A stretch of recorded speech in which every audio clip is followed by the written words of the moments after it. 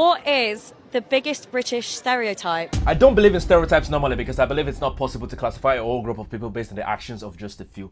But when it comes to British girls, I think there is a stereotype, and the stereotype is true. So I remember when I first moved to the UK from Nigeria many years ago, I stayed in a flat. I stayed downstairs. And from the first day I moved in there, I started hearing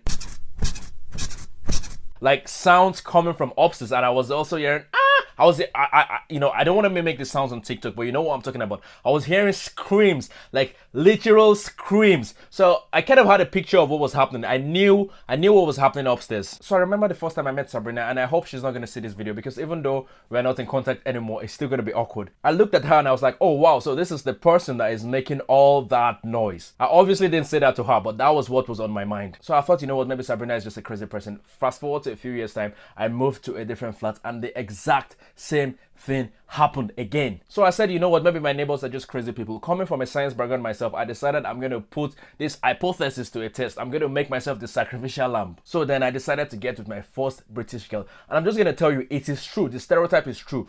British girls are very loud in the bedroom. I don't know why, but they are.